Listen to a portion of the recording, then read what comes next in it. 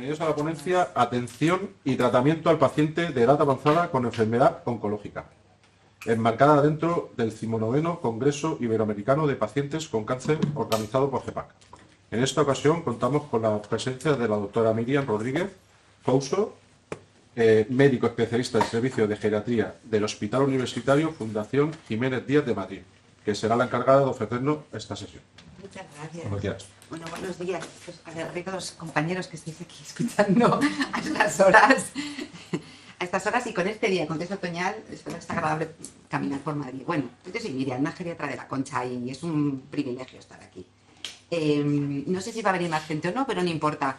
El regalo no es contaros lo que yo os voy a contar, sino que yo pretendía tener la oportunidad de escuchar voz de pacientes, voz de familiares de pacientes y voz de compañeros que trabajan con el paciente mayor con enfermedades neoplásicas.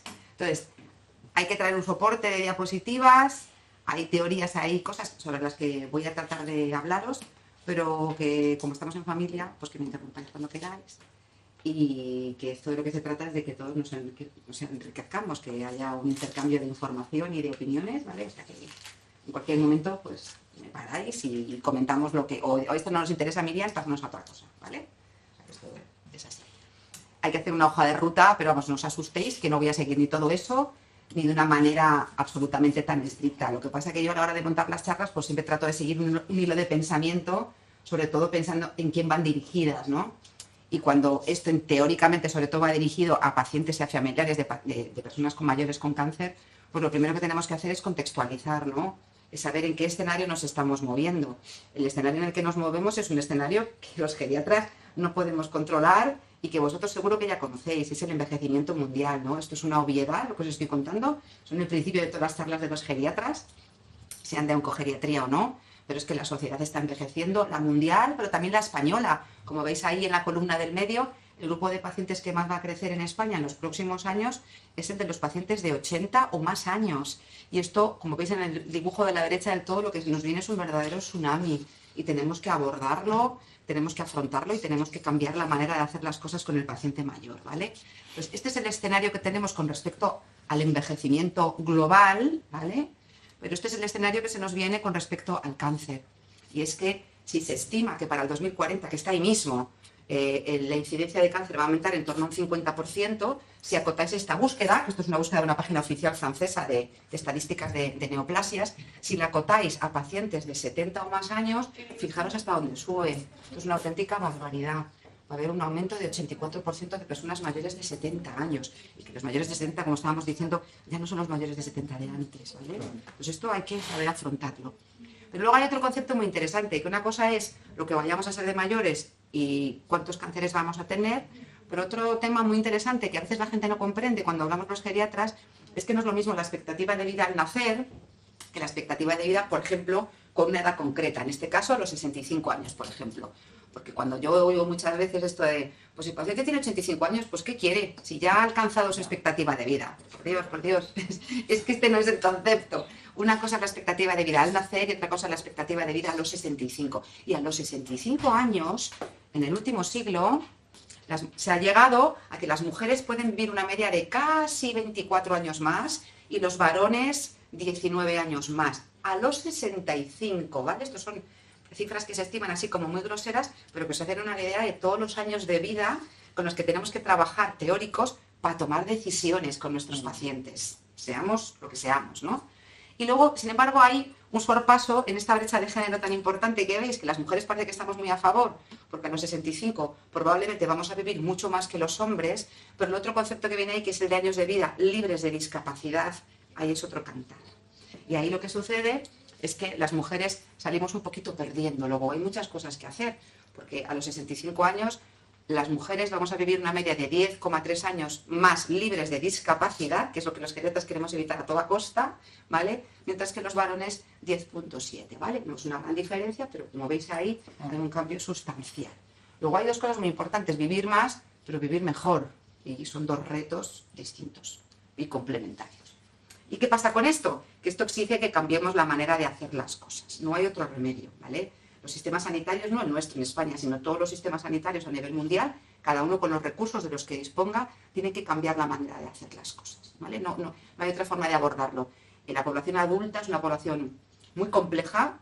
El paciente mayor con mucha frecuencia va a tener algún grado de fragilidad o de vulnerabilidad más o menos importante y requieren que esto se aborde de una manera específica. ¿Para esto hay que hacer un reparto equitativo de los recursos? Sí, pero también hay que ser eficientes y hay que ser absolutamente atendedores, digamos, de este grupo de población de una manera concreta e individual. Y esto lo que hace es que tenemos que cambiar la manera de ver la enfermedad. ¿Veis ahí ese hombre que está mirando de manera gris, en blanco y negro, el virus o la bacteria que tiene ahí delante, ¿no? Tenemos que cambiar el enfoque y no enfocarnos solo en la enfermedad. Tenemos que virar y fijarnos en la función del paciente, ¿vale? En su autonomía, en su calidad de vida, en todo su esquema vital, ¿vale? Y para esto, pues tenemos que organizar unos cuidados que tienen que ser coordinados, que tienen que ser integrales, no solo mirando un aspecto del paciente, sino todas sus dimensiones de salud y de vida, tienen que ser continuados y tienen que estar centrados en él. Nos llenamos la boca de hablar de medicina centrada en el paciente, cuando cada especialista estamos ahí en nuestra consultita, somos compartimentos estancos, hacemos todos muchos informes, mandamos al paciente a hacer una ruta que es imposible dentro de un hospital en el que yo misma me perdería, ¿no? Y luego no tenemos casi nunca la oportunidad de poder sentarnos todos juntos, con el paciente incluido, que sería lo ideal, para de verdad discutir y debatir de manera multidisciplinar cuál es el mejor abordaje de la enfermedad y del plan que tenemos para él en concreto, no para el siguiente paciente que entre por la puerta, que es distinto del que tenemos delante, ¿no? Y esta es la medicina centrada en el paciente, que necesita, en el caso del paciente mayor, pues un profundo conocimiento del envejecimiento. Esto no hay otra manera de hacerlo, ¿no? Pues primer mensaje, que todos lo sabéis, edad cronológica no es lo mismo que edad biológica, ¿vale? Entonces, el siguiente mensaje que mandamos siempre los geriatras es: no todos los mayores son iguales. Yo ya lo cambiaría, esto en la próxima charla que dé, ya lo pensé ayer cuando nos hallaba, hay que cambiarlo por: es que cada paciente mayor es diferente uno de otro, ya es la vuelta de la tortilla, absolutamente distinto uno de otro. Y lo que sucede es que la expectativa de vida que va a tener una persona mayor, su reserva orgánica, va a ser radicalmente diferente dependiendo de su estado de salud global. ¿Qué es el estado de salud global? El estado de fragilidad basal, que vamos a hablar un poquito de fragilidad. Y esto es diferente en cada persona mayor, de manera individualizada. Otro mensaje relevante que os quería transmitir es que para una misma edad cronológica, la expectativa de vida puede ser muy diferente. ¿Os acordáis que antes os he dicho que a los 65 años, de manera bruta y así como grosera, una mujer puede vivir hasta 24 años más, ¿vale? Y un varón un poquito más de 19 años más. Pero luego, para esta misma edad cronológica, la expectativa de vida puede ser muy diferente. ¿Y esto de qué depende? Depende específicamente del estado de salud global. Ahí lo veis. Tenéis una persona, bueno, es que ahí no lo vais a ver bien, una persona de 80 años, mujer, que hay 3 barras que definen la expectativa de vida a los 80 años, que he puesto como ejemplo. Desde 4,6 años más hasta 13 años más. O sea, una mujer a los 80 años puede vivir 4 años y medio más o 13 más. Ostras, es una diferencia muy importante. ¿Y de qué depende esa diferencia? Esa diferencia depende de su estado global de salud. ¿Eso cómo se puede medir? Con la valoración geriátrica integral. No hay otra forma. Ese es el corazón metodológico de lo que hacemos los geriatras y que tratamos de transmitir a muchos otros compañeros, ¿vale? Que es verdad que hay que geriatrizar el mundo de la medicina en el buen sentido, ¿vale? Entonces, el estado de salud global del paciente mayor solamente se puede hacer a través de esta herramienta, que os voy a contar un poquito de ella, que lo que hace en el mundo de la oncohematogeriatría es medir el estado de fragilidad basal del paciente. Va a tratar de medir qué capacidad intrínseca le queda a ese paciente mayor para poder tolerar con bien todos los tratamientos que va a recibir con la menor toxicidad posible y con la menor secuela posible para lo que le quede de vida. Porque una cosa es sobrevivir, pero luego también a ver con qué peajes, ¿no? O con qué secuelas vamos a vivir, ¿no? Y si os preguntáis, bueno, sí, pues Miriam nos habla de todas estas cosas, pero realmente hay tantos frágiles en el mundo del paciente mayor con cáncer. Bueno, este estudio, que se queda ya un poquito antiguo, dice que hasta el 42% de los mayores con cáncer tienen algún grado de fragilidad. Y yo creo que esto se ha quedado antiguo y que probablemente incluso sea algo más, independientemente del grupo de tumores, porque este estudio ya es de 2015 y utiliza herramientas que eran menos sensibles de las que utilizamos ahora, ¿vale? Esto podemos hablar después. ¿Y por qué nos emperramos en contaros siempre que hay que detectar fragilidad en el mayor con cáncer? ¿Para qué? Para protegerles de malos resultados. Porque a lo mejor el mensaje que hemos transmitido los geriatras ha sido un poco negativo, ¿no? Siempre hablamos de fragilidad y lo que se le queda a la gente es: uy, este paciente es frágil, va a ir mal, va a ir mal. Hay muchas probabilidades de que tenga efectos secundarios, de que tenga toxicidades, de que la cirugía tenga complicaciones. ¿Esto es verdad? Sí. ¿Pero podemos hacer algo con esto? Sí. Entonces, a lo mejor hay que transmitir un mensaje que es a la inversa. Y esto os voy a tratar de transmitir, porque si detectamos la fragilidad e intervenimos sobre ella, podemos evitarle al paciente malos resultados de salud. Y hay malos resultados de salud que son generales, que tienen que ver con la fragilidad en general, como que el paciente tenga ingresos hospitalarios, como que el paciente vaya a una residencia a vivir, como que el paciente tenga un delirio, sea un factor de deterioro cognitivo, etcétera. Pero luego hay otros resultados que a los propios oncólogos, hematólogos, cirujanos también les interesa específicamente. Son resultados oncoespecíficos de la fragilidad. Si un paciente es frágil y recibe una quimioterapia o incluso una inmunoterapia, va a haber más probabilidades de que tenga que interrumpir precozmente el tratamiento, de que tenga toxicidades graves, de que tenga que retrasar los ciclos de tratamiento, de que haya interacciones fármaco-fármaco que le sienten fatal al paciente o que hagan que el tratamiento no sea igual de efectivo. Luego, ¿es interesante esto también para el propio oncólogo o hematólogo? Pues para mí me parece que sí, ¿vale? Y en esto estamos todos. Entonces, el mensaje que yo os quería transmitir, antes de tratar de explicaros desde mi punto de vista, que es la fragilidad, es esto, la fragilidad es dinámica. No somos igual de frágiles todo el tiempo. Y esto es una noticia positiva. ¿Por qué? Porque significa que podemos modificar la fragilidad. Podemos modificarla o revertirla parcialmente y a veces, dependiendo de la dimensión que encontremos vulnerable, podemos revertirla totalmente. Una malnutrición que encontramos a tiempo y que intervenimos de manera óptima, podemos revertirla totalmente. Luego, si el paciente es frágil desde ese punto de vista, podemos resolverlo. Hay unas cosas que podemos resolver parcialmente, otras totalmente, y otras que sabemos que están ahí, que no podemos tocar, pero que también podemos hacer que no empeoren. Y como veis ahí, el paciente a lo largo de los ciclos, por ejemplo, de un tratamiento, hola, buenos días, adelante, un paciente fit, robusto, empieza a recibir ciclos de tratamiento. Y a lo mejor a lo largo de los ciclos de tratamiento se convierte en un paciente que es frágil, como veis ahí, ¿no? Puede pasar una cosa diferente. Un paciente que es vulnerable o prefrágil empieza a recibir tratamientos y como esa fragilidad sobre todo era por la propia neoplasia, podemos ponerle mejor y hacerle fit. Y luego a lo mejor continúa con los tratamientos y vuelve a caer otra vez y se hace dependiente. Quiere decir que todo esto es dinámico y por eso es tan importante que reevaluemos al paciente en todo el continuum de la enfermedad. Ya no nos vale la fotografía inicial, sino que tenemos que acompañar al enfermo a lo largo del camino, ¿vale? Y bueno, esto es lo que pretende explicaros más o menos, bueno, voy a decirlo en dos palabritas sencillas, lo que es la fragilidad. Es una disminución de la capacidad intrínseca con la que todos nacemos, ese depósito lleno de gasolina, ¿vale? Que nos permite defendernos de los agentes estresores. Cuando somos frágiles, como ha habido una disminución muy importante de esa reserva, aparece un agente estresor, como un ciclo quimioterápico, como una fractura de cadera, como un ingreso hospitalario, y eso nos coloca en una posición de riesgo, como al borde del precipicio. Esa posición de riesgo hace que haya más probabilidad de que las cosas no vayan bien. Y esto significa que aumente la mortalidad, la discapacidad, la dependencia, que me tenga que ir a una residencia, etcétera, etcétera. Son todas las cohortes de fragilidad, que hay dos cohortes españolas potentísimas, la cohorte de Toledo y la cohorte de Albacete, dicen que todo esto tiene una evidencia científica potentísima. Pero hay dos cosas muy interesantes. Una, que se ha quedado la idea ahí, que la fragilidad es multidimensional. Es decir, que no vamos a tener, o no tenemos hasta ahora, una analítica que nos diga cuánto de frágil somos, o una escala solo que nos diga eres frágil o no eres frágil.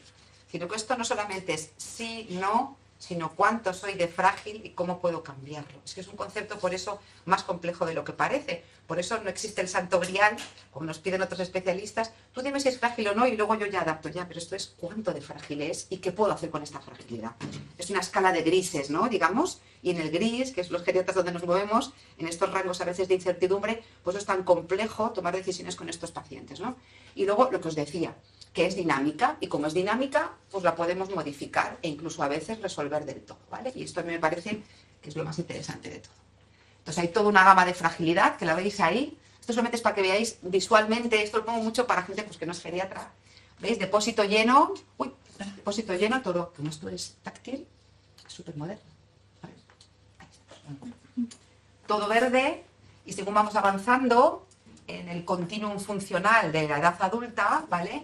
Veis que lo que está puesto como una especie de paréntesis es el espectro de la fragilidad. Primero somos totalmente autónomos o fit, depósito lleno verde, y según vamos avanzando y van apareciendo ladrillos rojos, que digamos que es la aparición de la fragilidad, vamos haciéndonos un poquito más dependientes funcionalmente, con algún problema para subir escaleras o para caminar con velocidad, y comenzamos a necesitar ayudas técnicas, por ejemplo, ayuda para las actividades instrumentales de la vida diaria, como coger transporte público solo, o cocinar, o hacer nuestras cuentas del banco, ¿no? Y según vamos avanzando, nos aproximamos a esta línea, que es realmente la línea que los geriatras jamás querríamos que nuestros pacientes atravesasen, que es la línea de la discapacidad, donde ya no somos frágiles, es que ya somos dependientes.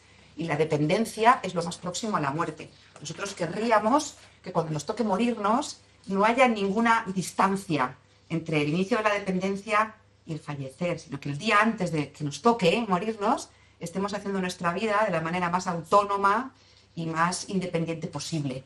Para toda esa discapacidad y dependencia, estrecharla lo máximo que podamos, ¿no?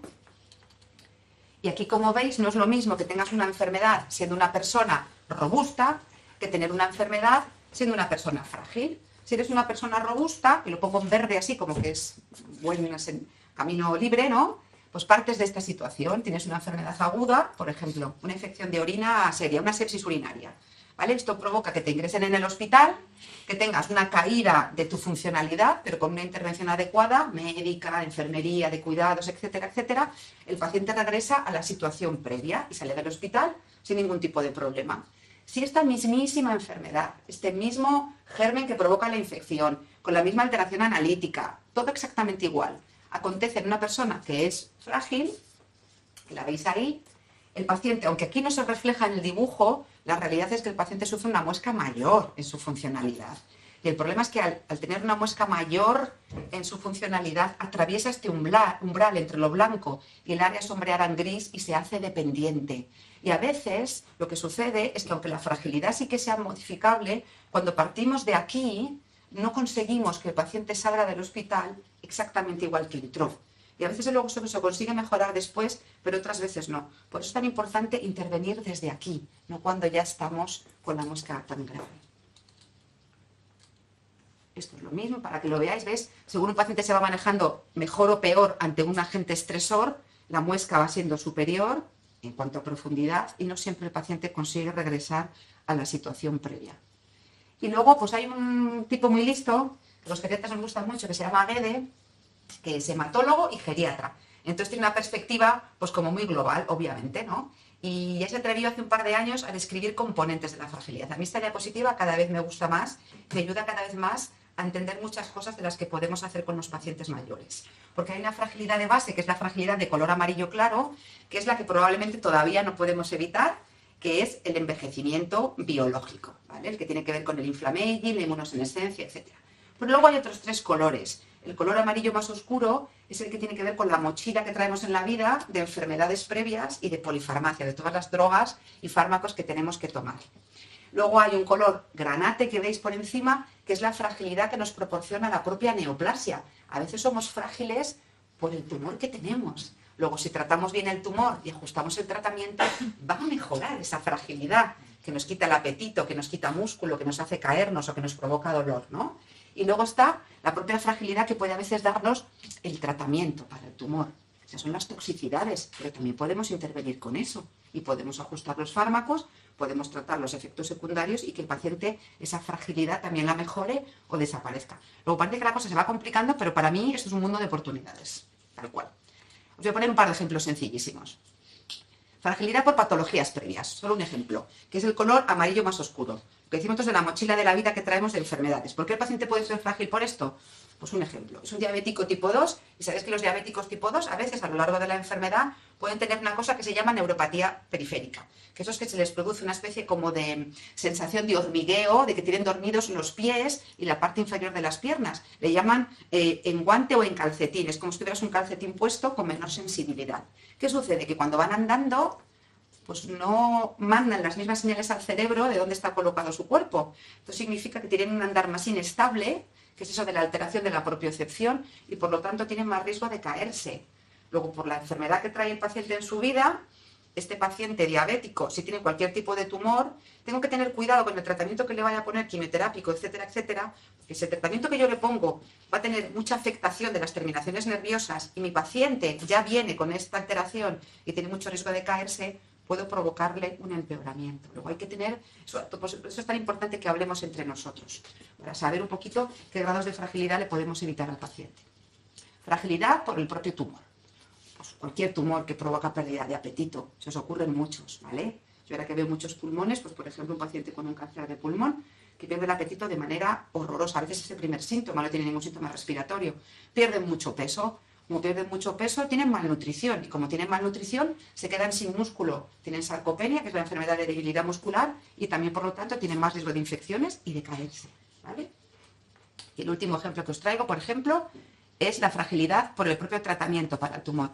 Hay algunas medicaciones que se tienen que dar para curarnos de los tumores que lo que hacen es pues aplasiar la médula. Ese nombre tan raro lo que significa es que hacen que nuestra médula ósea no funcione bien durante unos días, para decirlo en términos muy sencillos. Y entonces la médula ósea no puede fabricar bien ni glóbulos blancos, ni glóbulos rojos, ni plaquetas, y esto lo que hace es que el paciente tenga mucho riesgo de infecciones y esto puede dar lugar, tanto a la propia infección como el tratamiento de la infección, a la palabra astenia, que es una cosa que tienen los pacientes con cáncer muchísimas veces y que les fastidia muchísimo la vida. Es el cansancio extraordinario que les impide funcionar en su vida. O sea, cualquier movimiento o acción del día a día es un esfuerzo enorme para ellos, ¿vale? Paradme, que si no, yo no creo que todo el rato les pise a mí. Bueno, esta es solamente para recordaros, los que no hayáis escuchado nunca lo que es una valoración geriátrica integral, pues es eso, es el corazón metodológico con el que nosotros trabajamos, es la herramienta que utilizamos.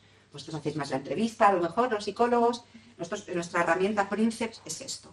Y esto valora muchas dimensiones de la salud del enfermo, incluida la del ánimo, que es esencial para nosotros. Y de hecho muchas veces tenemos que mandaros a los pacientes, incluso prescribir fármacos durante un tiempo, ¿vale? Es nuestro gol estándar, vamos. Y esto es la otra manera de ver la fragilidad, para tratar de mandar un mensaje más positivo, que es así en realidad y que se está investigando cada vez más en esto. Una cosa es la fragilidad, que es el área con la rayita roja, y otra cosa es la resiliencia. Se habla mucho de resiliencia, de capacidad intrínseca. Mentalmente podríamos pensar que la resiliencia y la capacidad intrínseca que tiene un paciente es como la cara opuesta de la moneda de la fragilidad. Es decir, cuanta más resiliencia tenga tu organismo y más capacidad intrínseca, más reserva les quede, mejor van a atravesar todo el tratamiento oncológico. Luego también estamos tratando de ver cómo se puede medir esto, ¿vale? Es como la otra cara de la fragilidad. Esto es lo que hacemos, pues. Toda esa ruedecita que parece muy sencilla es una cosa compleja que a los geriatras nos lleva mucho tiempo, pero que nos aporta un montón de información. Y por eso cuando dicen, ya claro, es que los geriatras tardáis un montón de tiempo en valorar un paciente, ya, pero es que la cantidad de información que obtenemos de la valoración geriátrica es tan extraordinaria y nos sirve tanto de punto de partida para abordar lo que les pase, que al final, entre comillas, ahorras muchas otras cosas. Ahorras al paciente visitas a urgencias, ahorras toxicidades, ahorras que abandonen tratamientos incluso, y que tengan otro tipo de problemas independientemente de su problema neoplásico. Entonces, como veis ahí, valoramos pues desde la situación funcional, el rendimiento físico, el ánimo, la cognición, los medicamentos que toman, la nutrición. Exploramos la calidad de vida del paciente, qué significa para él calidad de vida, porque para cada persona significa una cosa radicalmente diferente, eso podemos hablarlo luego, que es muy interesante. Y entonces lo que tenemos que hacer es hacer todo esto antes de que los expertos en cáncer tomen la decisión con respecto al tratamiento. Porque si el paciente ya llega a mi consulta con la decisión tomada de qué es lo que le van a administrar, por mucho que yo detecte vulnerabilidades, si la decisión ya está tomada y a lo mejor ese tratamiento no está adaptado a esas vulnerabilidades, las cosas no van a ir bien. No van a ir bien. Porque no vale solamente clasificar al paciente como frágil, prefrágil, no. Lo que tengo que hacer es intervenir sobre el paciente en lo no oncológico para que mi compañero, que es el experto en esto, sea capaz de ajustarle las costuras al tratamiento y así lo lleve el paciente infinitamente mejor. Por eso siempre nos emperramos en que el paciente hay que verlo antes de que se tome la decisión final. Te vienen con sus opciones de tratamiento, por supuesto. Yo no soy quien tiene que decir lo que tienen que tomar, pero sí que tengo que decirle a mi compañero, este área es muy vulnerable, ten cuidado con esto, esto te lo puedo mejorar, esto no te lo puedo mejorar, y esto el paciente tiene esta serie de problemas. Y por eso, como decís ahí, el tratamiento tiene que adaptarse a las vulnerabilidades que encontremos en esta exploración. Y esta es toda la utilidad, que esto no os lo voy a contar, porque esto es una cosa como muy teórica, pero bueno, para que sepáis que ya hay mucha evidencia científica, hay muchas publicaciones que han demostrado la utilidad que tiene la valoración geriátrica. Lo que pasa que, bueno, luego es la utopía, es tener un geriatra siempre en todos los equipos, esto es inviable, ni siquiera en mi hospital, ni muchísimo menos, ni hay un geriatra que esté dedicado full time a poder hacer esto, ojalá. Y entonces lo que tenemos que hacer es tratar de difundir esta herramienta que es la valoración geriátrica y adaptarla todo lo que podamos para formar, para enseñar, para saber su utilidad y para saber qué hacer luego con los resultados, que es lo que importa, a otros compañeros que no seamos nosotros. Porque, desgraciadamente, aunque queramos y tenéis que pedirlos, nunca va a haber suficientes geriatras, ya os aviso. Es imposible. Hay que pedirlos, hay que ampliarlos, pero nunca va a ser suficiente. Y entonces, en el proceso de toma de decisiones, que en esto yo creo que tenéis que empezar a hablar vosotros también, ASCO, la Sociedad Americana de Oncología Médica, ya hace un par de años que propuso un esquema de cómo deberían hacerse las cosas según este panel de expertos, ¿no? Que fue multidisciplinar, por supuesto. Y decían que lo primero de todo de este árbol de toma de decisiones era una mini valoración geriátrica. Y que si no había geriatra, había que ingeniárselas para por lo menos valorar 6 dominios, que son esos de ahí. Caídas, función del paciente, comorbilidades más importantes, estado de ánimo, siempre está metido, nutrición y cognición. Porque si el paciente no sabemos si de base tiene un deterioro cognitivo leve o no leve, moderado o no moderado, no sabemos si va a poder participar en la toma de decisiones, si va a poder firmar consentimientos informados, meterse en un ensayo clínico, que estas cosas hay que saber cómo está el paciente basalmente, para luego saber si sucede algo por el camino, si ya viene por el camino o lo teníamos desde el principio, ¿no? Entonces detectamos las vulnerabilidades con la valoración geriátrica y después, teniendo en cuenta estas vulnerabilidades, por ejemplo, el oncólogo tiene que sopesar y colocar en la balanza el riesgo y el beneficio de cada uno de los tratamientos que a él le parece que son los mejores para este paciente. Y el beneficio es la efectividad, el riesgo es la toxicidad. Pero tiene que preguntarse, que esto es lo complejo de aquí, si las publicaciones, los ensayos que tiene, los papers publicados, son extrapolables al paciente mayor que tiene delante. Es decir, ¿esto se puede aplicar para mi paciente mayor? ¿O estoy basando mi decisión en un ensayo clínico que tiene una evidencia potente de efectividad de este tratamiento, pero donde no se han metido pacientes por encima de 70 años, o donde la representación de los pacientes de 70 años es absolutamente ínfima? Luego yo le estoy administrando un tratamiento a un paciente que realmente no sé cómo le va a sentar. Y esto viene a lo que luego hablaremos de investigación. Entonces tiene que sopesar todo esto, que es complejísimo para ellos, muy complejo. Y luego, por último, pero no por ello menos importante, hay que incorporar en la coctelera los valores y las preferencias del paciente. Y esto es muy importante, porque si no hacemos esto, no incorporamos la función del paciente, que eso es la evaluación geriátrica, su calidad de vida. Y si no incorporamos las preferencias del mismo, podemos hacer tanto infra como sobretratamiento. O quedarnos muy cortos, porque es mayor, o encarnizarnos terapéuticamente, ¿vale? Entonces, para tratar de evitar esto, este esquema que proponen, ya todos vamos considerando que debería ser la utopía a perseguir. Y digo preferencias del paciente porque a veces el paciente mayor, bueno, estamos en una sociedad que ya cada vez menos, pero siempre ha sido muy paternalista en cuanto a la medicina, ¿no? Y si fuera tu padre o tu madre, ¿tú qué harías? No, hay que preguntarle a tu padre o tu madre qué es lo que quiere. ¿Sabes? La conspiración del silencio, de cuando entran en la consulta y te dicen, no se lo digas. Pero no le diga qué, ¿sabes? Pero por Dios, está en la consulta, tiene al oncólogo y a la geriatra sentados en la misma consulta. O sea, ¿cómo no vas a explicarle a qué vienen? Tienes que explicárselo lo mejor posible, de la manera menos dolorosa e hiriente posible, pero de manera que lo entiendan, porque van a afrontar un reto tremendísimo y tienen que ser capaces de entenderlo y afrontarlo, ¿no? Yo no sé esto vosotros qué opináis al respecto. ¿Vosotros habéis participado en alguna entrevista de pacientes mayores con cáncer? ¿Habéis estado presentes? Sí. ¿Creéis que los mayores tienen más dificultades para entender la enfermedad que otros? Es que muchas veces no se les toma en cuenta, no se les pregunta, no se les hace saber ni siquiera cuál va a ser el procedimiento que van a seguir. Y eso es lo que hace que posteriormente crea ansiedad o alguna fobia. Si ellos no saben lo que se les va a hacer, pues obviamente entran con un temor que no conocen y salen con un montón de historias en su mente, ¿no? Y creo que hablar de medicina personalizada también sería hablar de psicología personalizada y geriatría personalizada, ¿no? Totalmente. Y creo que ahí es algo donde se tendría que comenzar a avanzar. Totalmente. Yo soy oncóloga radioterápica y bueno, trabajamos juntos. Y es cierto que a veces se respeta muy poco al paciente mayor, ¿no? Por parte de la familia, ¿no? O sea que muchas veces los profesionales intentamos hacerlos partícipes, ¿no? Y empiezan esos, los susurros, la no sé qué, no sé cuánto, y tienes que adaptarte a un lenguaje, a una comunicación que sea lo suficientemente adaptada a ese tipo de paciente mayor, que hay, como tú has dicho, un espectro infinito, donde intervienen también aspectos pues como la educación, la vida que han tenido, los sufrimientos, los escollos, o sea, toda esa vida que traen encima y ven las cosas de manera distinta. O sea, que hay pacientes donde directamente te dicen que quieren ir a por todas. Pues, tú adaptas ese voy a por todas, lo adaptas a su fragilidad, a su estado físico, a su estado cognitivo. Y luego hay otros que yo ya he vivido bastante. Lo tienen muy claro, ¿eh? O sea, bueno, tú lo sabes mejor que yo. No, yo es como todos vosotros. Los pacientes mayores tienen muy claras sus preferencias. Yo creo que tenemos una sensación de que hay que protegerlos y a mí me parece que cuando tienen la suficiente información, la cuestión es que tengan la suficiente información, y que muchas veces no la tienen. Cuando a veces dicen, yo ya he vivido bastante, es verdad que a veces lo dicen en serio, pero otras veces es porque no saben las posibilidades. Exactamente.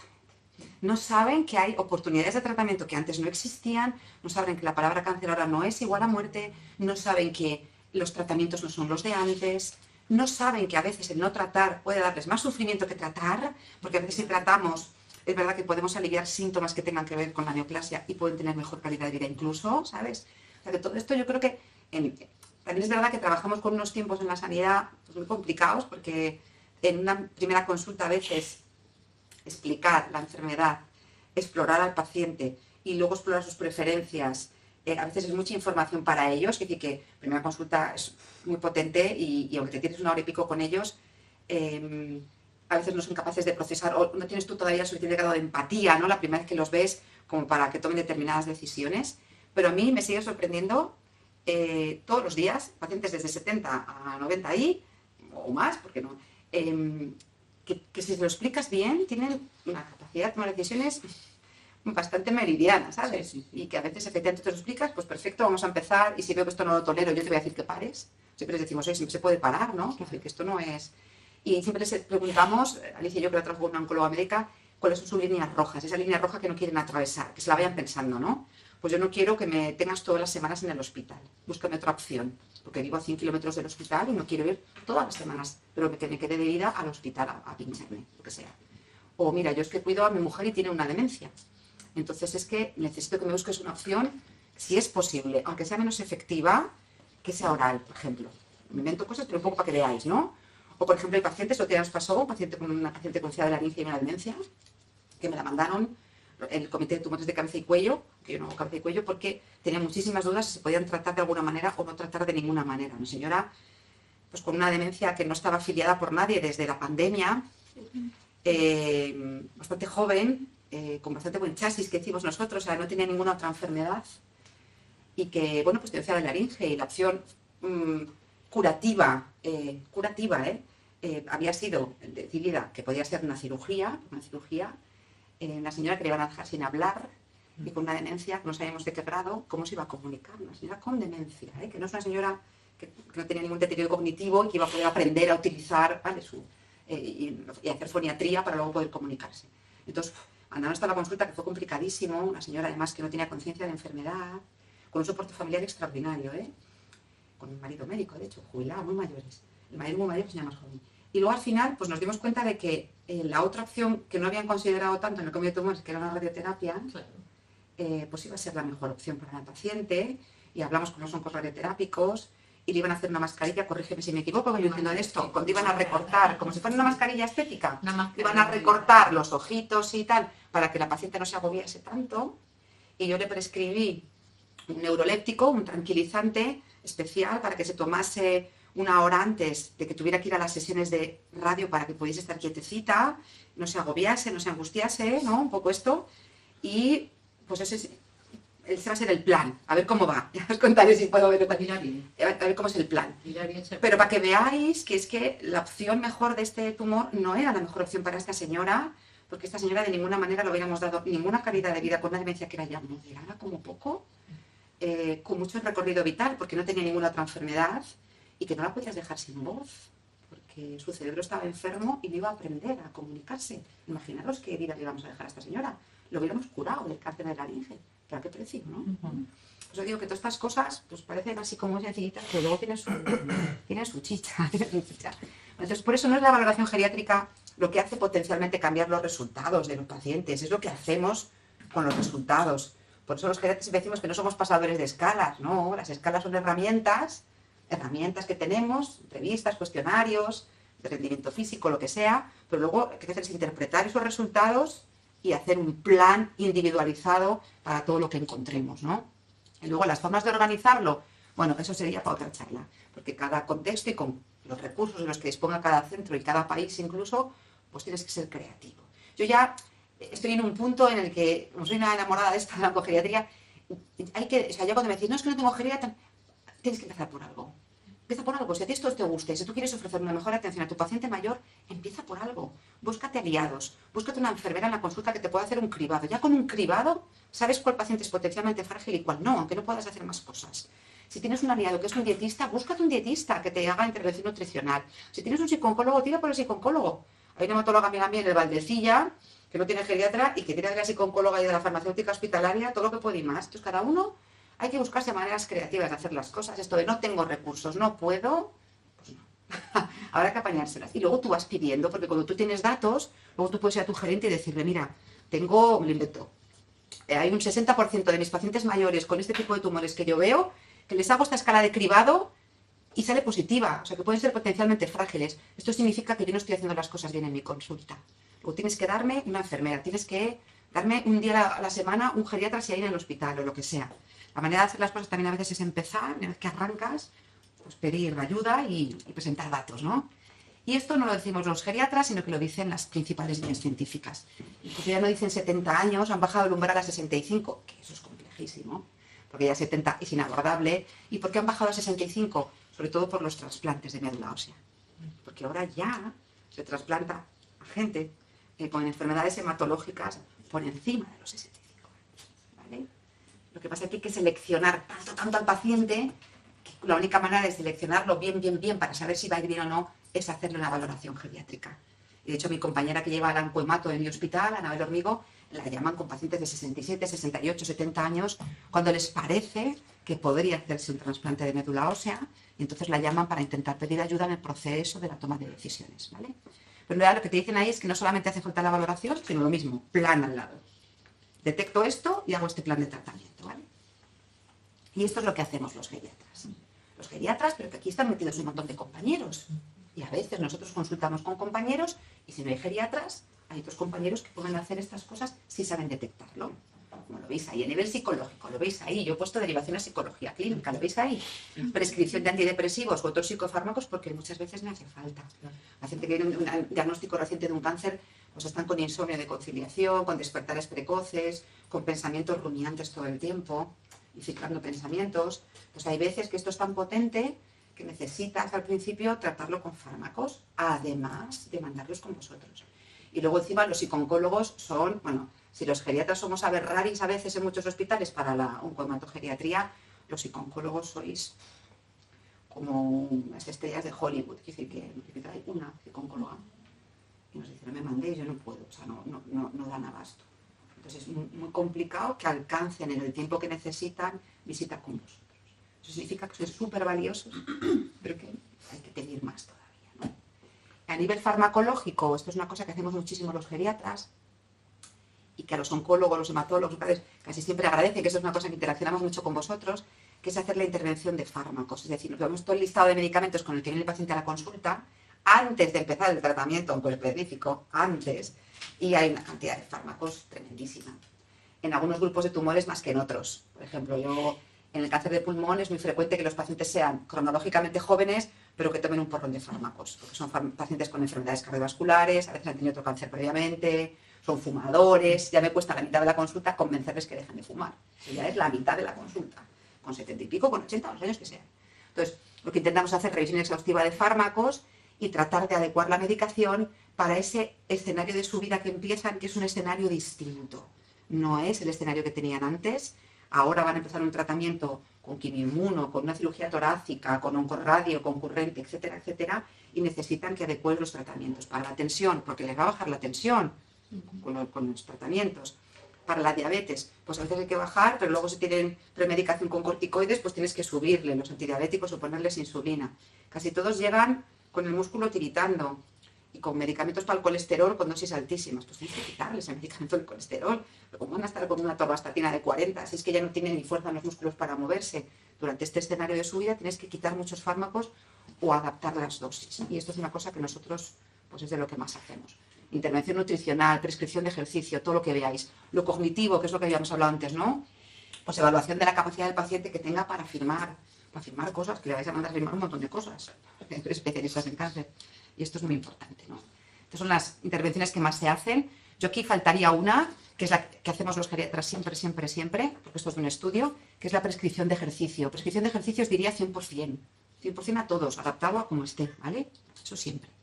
Y tú dices, bueno, vale, ¿a todos hay que hacerles una valoración? La utopía, sí. La realidad, hay que bajarse a la tierra. No se puede. ¿Quiénes más se van a beneficiar de una valoración? Pues esto, como todas las cosas de la vida, pues haces un cribado. Y con ese cribado tratas de ver qué población por encima de 70 de tu hospital con cáncer se beneficiaría más de una valoración geriátrica. Y las dos cosas que más utilizamos son el G8 y el BES13. Ya os digo que en España, y la mayor parte de la comunidad que yo conozco internacional, es el G8, ¿vale? Estas son preguntitas que os traía porque no sabía quién iba a ver en general, para que os despertáis un poco. Y esto de qué significa que un paciente tenga un G8 de 14, pues que es un paciente robusto, que es un paciente, tú te lo sabes esto, que es un paciente frágil y hay que adaptar su tratamiento, que no necesita una valoración geriátrica o que sí necesita una valoración geriátrica. Es robusto. Que necesita una valoración geriátrica, porque es 14, era pregunta trampa. Vale. Cuando es 14 o por debajo de 14, el paciente puede ser potencialmente frágil, ¿vale? Entonces, eso significa que si tienes un geriatra cerca, mándalo al geriatra, ¿vale? Y esta es la escala, que es muy sencillita, se tarda a pasar en 5 minutos, bueno, si estás entrenado, 3, o sea, se hacen 8 preguntas y 3 son de nutrición, para que veáis lo importante que es el ámbito nutricional en estos pacientes, ¿vale? Pega que tiene, está muy bien diseñada, es una corte francesa de pacientes mayores con cáncer, hace mucho tiempo. La pega que tiene es que es muy sensible, pero es mucho menos específica, es decir, que hay mucho paciente con un cribado positivo, que eso te dice que potencialmente puede ser frágil, pero que luego viene a nuestra consulta y le decimos al oncólogo, le he hecho la valoración completa y este paciente es robusto, adelante con el tratamiento que tú quieras y yo ya lo vigilaré por si se fragiliza por el camino, ¿vale? O sea, que detecta muchos que no son, para que entendáis, ¿vale? Pero todos los que son, todos los que son frágiles van a tener un cribado positivo, eso seguro, ¿vale? Este era un ejemplo que os había traído, pero si queréis, lo pasamos más rápido. Era un ejemplo de cómo hacer un G8, para que lo supierais, ¿vale? Este es un paciente y os daba todos los datos del paciente y aquí lo podéis ver. Es un paciente que ha comido mucho menos en los últimos 3 meses, puntúa 0, ha perdido más de 3 kilos, que esto no es infrecuente en los pacientes que os encontráis en una consulta, eso puntúa 0 en el G8. Sale de domicilio porque salía a pasar todos los días, puntúa 2. No tiene ningún problema neuropsicológico significativo, eso puntúa 2. Esto del IMC, su índice de masa corporal, que está en el límite del paciente mayor, puntúa 2 también. Tiene polifarmacia, lo cual puntúa 0. Subjetivamente siente que su estado de salud es tan bueno como el de cualquier persona de su edad, esto puntúa 1. Y tiene una edad cronológica, porque aquí lo cronológico tiene un peso, aunque es pequeñito dentro de todo eso, de 80 y por lo tanto puntúa 1. Si este señor hubiera ido, el caso que os he contado, a una consulta de oncología, con una valoración perfectamente hecha por cualquier compañero de oncología o de mato o de oncorradio, le habéis puesto, os lo digo yo ya, un ECOG 0,1, porque en los antecedentes que ponía, salvo la pérdida de peso, era un señor que hace una vida prácticamente normal. Y sin embargo, después del cribado, da un cribado de 8, esto significa que este paciente es potencialmente frágil, hay que derivarlo a oncogeriatría. Esto lo que venía a deciros es que el ojo clínico experto que tenéis todos vosotros, claro que funciona, pero que se nos escapan pacientes con el ojo clínico. Se escapan hasta un 25% de frágiles con el ojo clínico de, yo ya sé cuando entra por la consulta cómo está este paciente. Según ande, bueno, a lo mejor anda despacio porque tiene una artrosis de rodilla, de narices, pero el paciente está mentalmente perfecto, tiene una reserva intrínseca maravillosa y te tolera mejor a lo mejor una quimioradio concurrente, mucho mejor que otro que vengas a llegar, como la señora de la demencia, que llegaba fantástica desde el punto de vista físico, ¿no? Después hay que mirar todas las dimensiones del enfermo. Estas son algunas de las cosas que hacemos los geriatras para medir el rendimiento físico, que son muy sencillas. Pues es el test de Tap and Go, que el paciente se tiene que levantar de una silla, tiene que levantarse de una silla sin agarrarse a ningún sitio, tiene que caminar 3 metros, regresar y volver a sentarse. No tiene más misterio que este. Y se ha demostrado, con evidencia científica, que según lo que tarde el paciente, hay más o menos riesgo de caerse y hay más o menos fragilidad desde el punto de vista físico, de rendimiento físico, ¿vale? Lo que solemos hacer en la nuestra es lo de la derecha, es el SPPB. Os he puesto también el link con YouTube, que hay un vídeo, creo que es en inglés, se entiende perfectamente bien, hasta yo lo entiendo, vamos, en donde explican la técnica de cómo tiene que hacerse el SPPB. Es una prueba que mide 3 cosas: el equilibrio, la velocidad del caminar, que está directamente relacionada con la salud, la velocidad con la que caminamos, y luego también levantarse de una silla de manera cronometrada 5 veces, que son como las sentadillas que llamamos del mayor. Entonces el SPPB mide, lo veis ahí, que el paciente pueda estar con las puntas y los talones juntos 10 segundos, luego un semi-tándem y luego un tándem completo, ¿vale? Y eso tienes que cronometrarlo.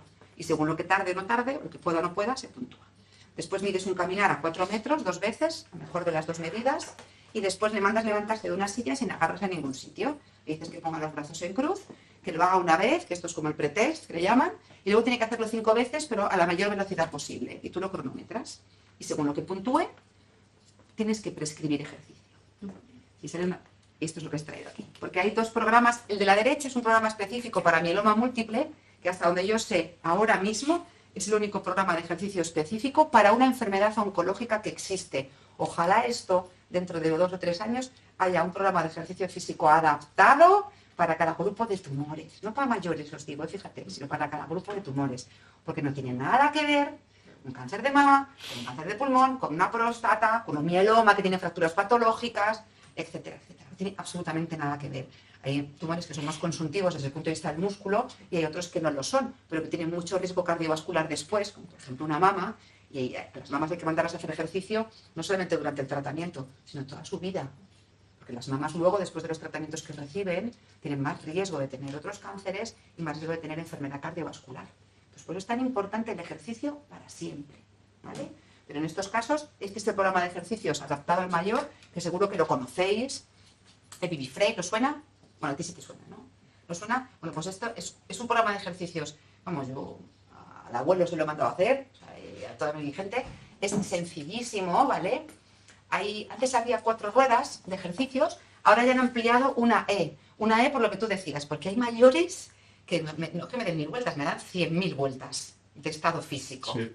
Y de práctica de ejercicio. Entonces ya la D se quedó corta. Entonces han puesto una E donde hay mancuernas, no, hay barra con peso, o sea, hay una como mucho más de paciente mayor mega fit. Esta es la última que han añadido, que aquí nos la he traído. Entonces, tú haces el SPPB al paciente y según la puntuación te dice si tienes que decirle que haga la rueda A, B, C o D. Es decir, el ejercicio está adaptado a lo que puede hacer el paciente. Incluso el paciente más inmovilizado del mundo puede hacer la A, porque casi todo lo de la A es sentado o con brazos. Luego, siempre se puede hacer algo. Siempre. Esto de yo estoy fatal, no puedo hacer nada, no. Y yo he visto, vamos, os digo, tumores de pulmón que vienen medio ahogados y os hacen las sentadillas que ya quisiera yo. Y de hecho mejoran cuando empiezan el tratamiento si siguen haciendo ejercicio, ¿vale? Y esto se demuestra porque luego, cuando vuelven a los 3 meses que yo les vuelvo a medir, vuelvo a hacer la prueba de rendimiento físico y dices, ostras, no es que esté igual, es que ha mejorado. O sea, no es que el tratamiento haga que esté peor el enfermo, sino que el enfermo está mejor. Claro. Tengo una señora, 70 y tantos, y estaba mejor. Que tú no te acuerdas cuando viniste hace 3 meses. Que estabas medio ahogada y que no podías casi caminar. Y ahora estás y dices que he hecho todos los ejercicios que me habéis mandado. Entonces todo esto es como muy satisfactorio, claro. Y el paciente entiende que hay muchas cosas que no son medicinas, pero que también son tratamientos. Claro. Que son el bienestar físico, el bienestar emocional, el dormir, el comer, todo esto es muy importante. Esto también lo hacemos nosotros, que es un cribado nutricional, que lo pueden hacer los dietistas, los endocrinos, pero nosotros también lo hacemos, que es sencillísimo. Y esto es muy importante, os digo por qué. Porque aunque no sepamos mucho de nutrición, aunque tú seas un oncólogo, un hematólogo, un oncologista, siempre puedes hacer cosas de intervención nutricional. De manera básica todos podemos hacerlo, todos los médicos. Porque siempre, incluso la enfermera que tengas en la consulta puede hacer el consejo y la educación sanitaria de la nutrición, de toda la vida. Porque la intervención nutricional puede incluir todas estas cosas, pero en el mayor, lo que siempre tiene que incluirse es esto. El consejo dietético siempre. Y esto os digo, pues puede hacerlo la enfermera. ¿Qué es lo que comes? ¿Qué desayunas? ¿Cómo puedes mejorar esto? A poco que tengas conocimientos, siempre puedes dar consejo dietético individualizado. ¿Cuántos pacientes mayores hay que solo desayunan y cenan leche con galletas? Y tú le dices que esto está muy bien, pero que esto no es suficiente. Tienes que meter un poquito de proteínas, tienes que meter un poquito de fruta. Pues, si les preguntas, a poco ya puedes mejorar, a poco que hagas. Y luego el otro es el abordaje de aspectos no oncológicos. ¿Y concho, es esto de los aspectos no oncológicos que contribuyen a la malnutrición. Pues en el mayor son un universo, son todos estos. Desde problemas en la boca, que tienen todos los mayores, la dentadura se me cae, me hace daño la postiza nueva, tengo hongos en la boca cada 2 por 3, tengo una sequedad de boca horrorosa por los fármacos que me están dando, porque tengo un problema específico, tengo una degeneración macular y no puedo cocinar porque no veo. O vivo en un cuarto sin ascensor y con estas rodillas no puedo bajar al supermercado a comprar los alimentos que necesito para cocinar. Luego, ¿todo esto se puede abordar y cambiar? Sí, pero hay que preguntarle al paciente. ¿Por qué comes lo que comes o cómo podemos hacer para que comas mejor, ¿no? Pues desde, digo, de privación sensorial hasta problemas motores, hay 1000 motivos por los cuales el paciente mayor a veces pues, no puede alimentarse bien y esto se puede mejorar y abordar. Y a veces también por la depresión. Absolutamente. O sea, que el estado de ánimo es fundamental. Y si viven solos, tienen que cocinarse a ellos mismos, No lo hacen. más complicado, porque es complicado planificarse para uno solo, hay que ser, pues eso, hay que tener mucha actitud y mucho ánimo para todo esto.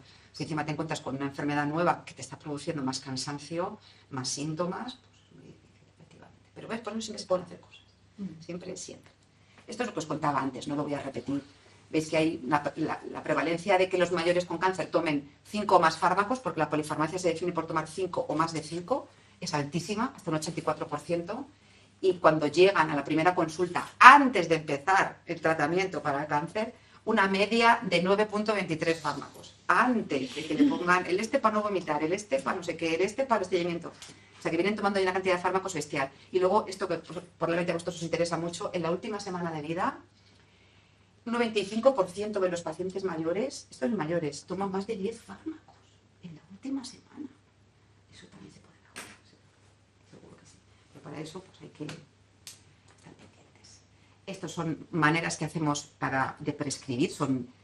Estas dos, por ejemplo, son 2 aplicaciones o 2 páginas web muy interesantes. No son de mayores, son en general de adecuación de la medicación. Una es canadiense, buenísima, la MedStopper, y luego está la de Prescribing, donde otros dicen mi paciente toma un Orfidal, un diazepam tiene contracturas musculares y un triptizol porque tuvo migrañas de joven y todo eso te sale en rojo, como diciendo esto es medicación potencialmente inapropiada en el paciente mayor. Y te dice cómo incluso puedes hacer para quitárselo bajando las dosis progresivamente y todo esto. Esto a veces no es fácil en el paciente mayor porque si un cardiólogo le dijo a un paciente que tenía que tomarse el Ladiro de por vida, ¿por quién soy yo? Si le dijo el cardiólogo que tenía que tomarse el Ladiro de por vida para quitárselo. Y usted, pero es que le están sangrando las encías y tiene 50.000 plaquetas. Y es que ahora hay que quitárselo una semana, 2, un mes.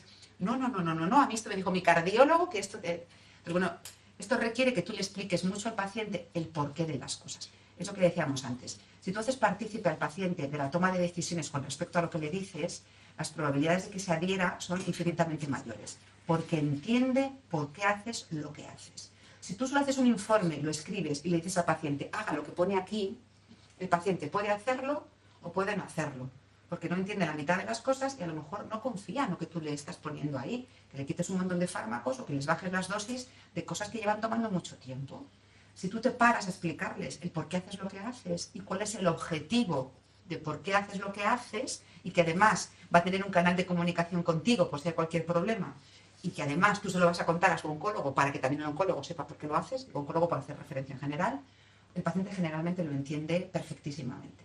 Es igual que lo del ejercicio, porque entiende el porqué del ejercicio, y es igual que lo de la nutrición. Si entiende el porqué, el paciente mayor se apunta a todo. Lo que pasa es que hay que dedicarle tiempo. No hay que asumir que no entiende y no hay que asumir que como es mayor no se va a apuntar al carro.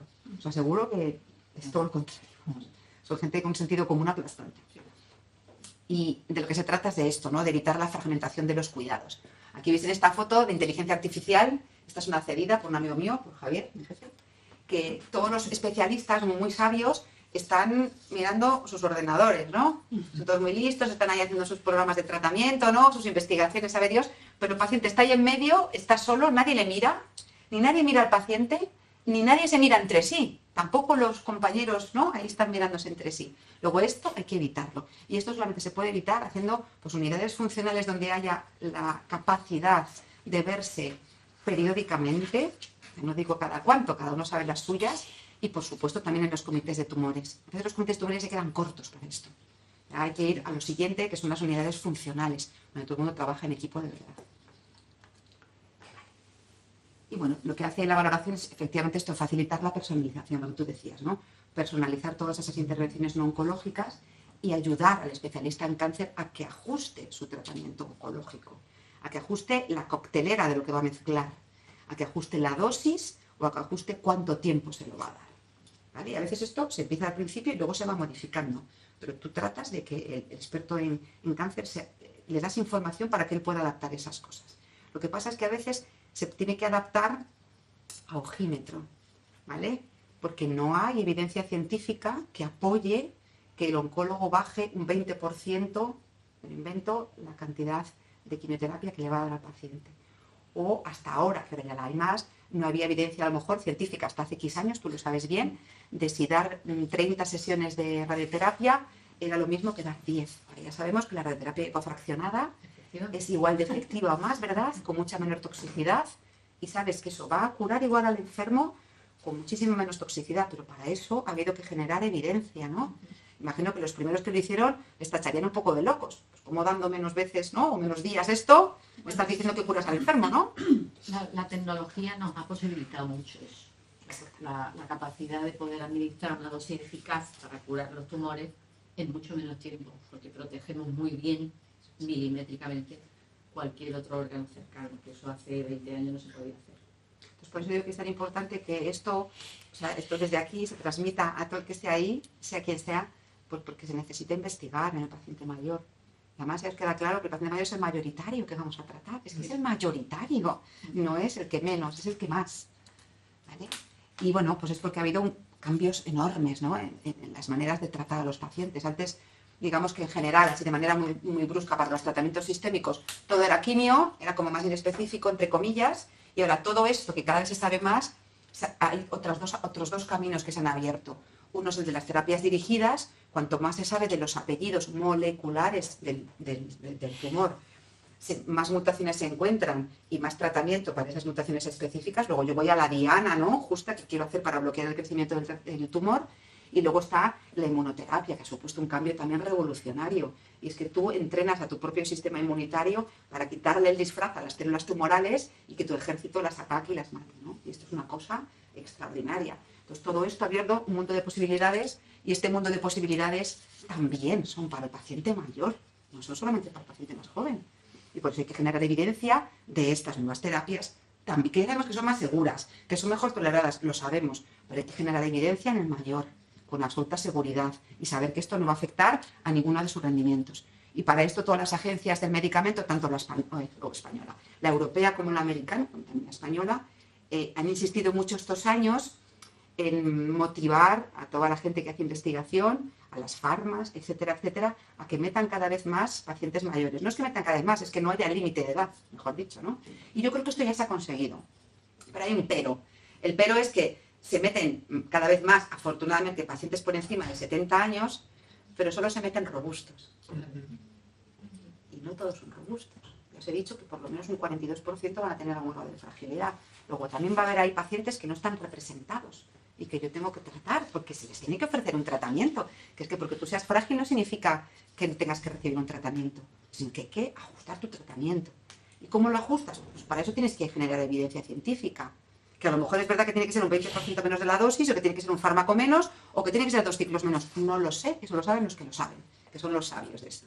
En este sentido mencionabas al inicio que las mujeres viven más pero tienen una peor calidad de vida, ¿cierto? Sí. ¿Qué tanto esto se deba a que las investigaciones tampoco se toman en cuenta al inicio a las mujeres dentro de estos ensayos, ¿no? Absolutamente. Ejemplo, lo que pasó con la COVID y la vacuna, que ahora hay ciertas repercusiones específicas en mujeres. En mujeres. Pues esto como todo, ha habido brecha de género en todos los sentidos, sí. Brecha de género en la investigación oncológica también ha habido.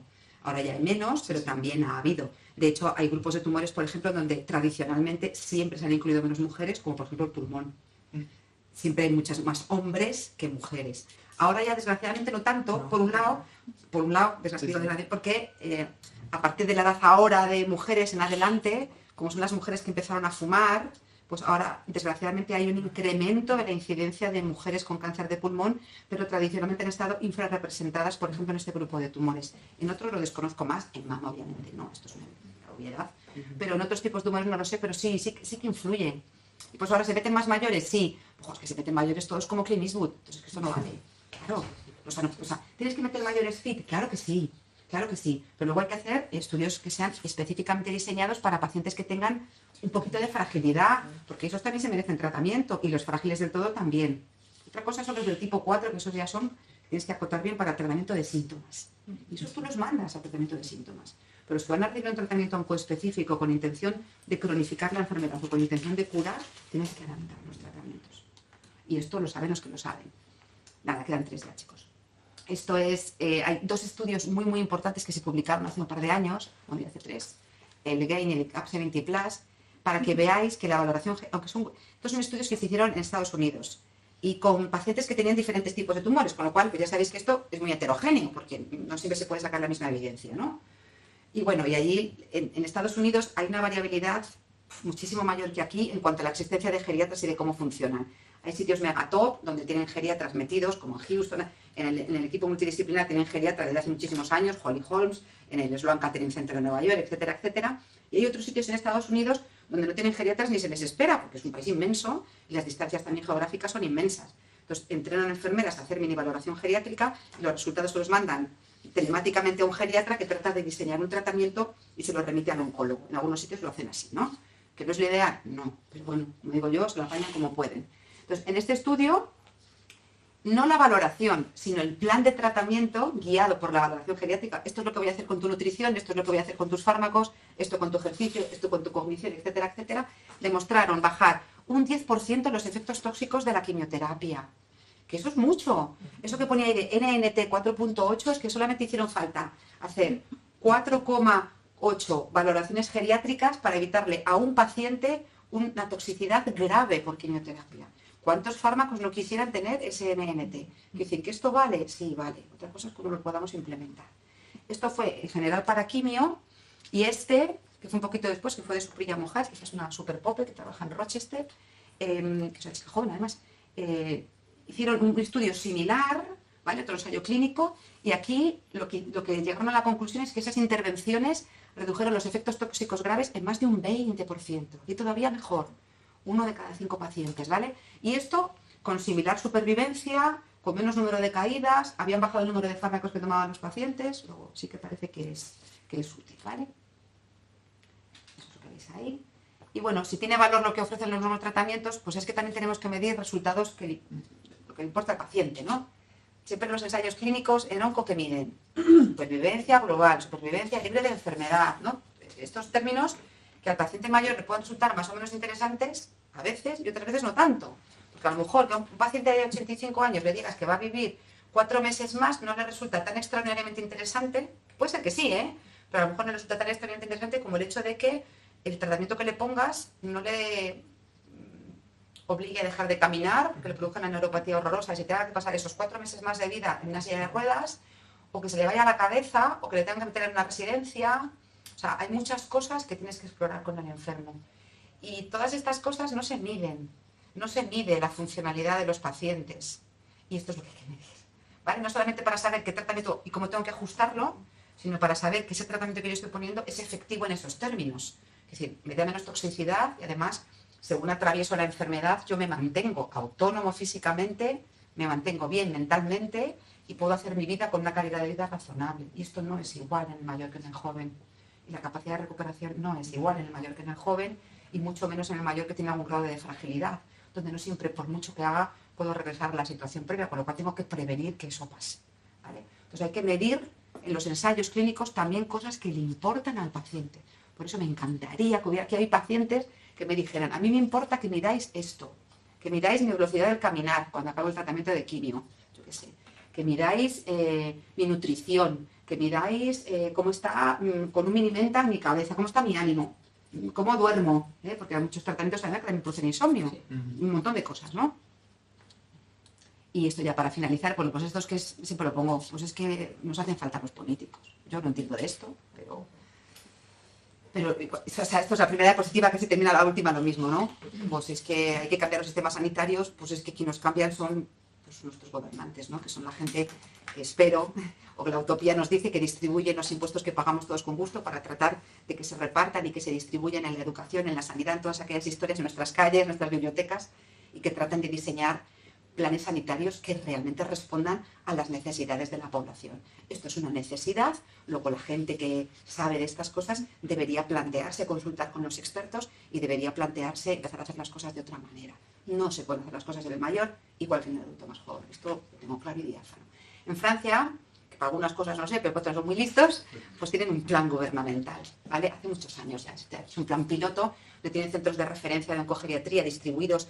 Ahí no son provincias, ¿cómo se llama lo que tienen en Francia? Distritos tampoco, bueno, no sé cómo se llama, bueno, perdona, no son regiones, no son ni comunidades ni regiones, pero tienen departamentos, ¿no? En el país. Entonces, por cada departamento tienen sitios de referencia de oncogeriatría, investigación básica, redes de comunicación y redes de formación. También cuando la gente va a rotar o cuando se está formando como especialistas para hacer todo esto, ¿vale? Y mis mensajes clave son los míos, pero a lo mejor no son los vuestros. No sé si os he aburrido muchísimo. El paciente mayor con cáncer es un paciente complejo. A los geriatras, igual que a los especialistas en cáncer, nos educan para manejar situaciones complejas, ¿vale? Y nos educan para diseñar intervenciones guiadas por la valoración. Y parece que hay que hacer caminos específicos. Hay que hacer los journeys del paciente, son caminos específicos para el paciente mayor que no valen para otros pacientes. Y bueno, que la gran variabilidad de recursos, que es lo que hablábamos antes, que no nos haga desanimarnos de decir yo no puedo hacer nada, sino que la tecnología, como tú bien dices, yo creo que nos va a ayudar muchísimo. Hay que utilizarla para lo que nos puede ayudar, no para lo otro. Y que hay que ser creativos, hay que ser apasionados en lo que nos gusta. El ojo clínico no es suficiente porque el estado de salud global se determina con la valoración geriátrica, ¿vale? La medicina centrada en el paciente supone diseñar un tratamiento oncológico, pero también un tratamiento no oncológico, ¿vale? Para un paciente concreto y no solo para una enfermedad concreta. Tratamos una enfermedad concreta en un paciente individual, único e irrepetible, que es el paciente que tengo delante y que no es lo mismo que el paciente siguiente que entre por la puerta en mi consulta, y que lo verdaderamente importante es hacer un plan individual de tratamiento que permita al paciente mejorar. Y después de este rollo que os he soltado, pide a un geriatra, un psicólogo, etc. Ya está. Muchas gracias, ¿no?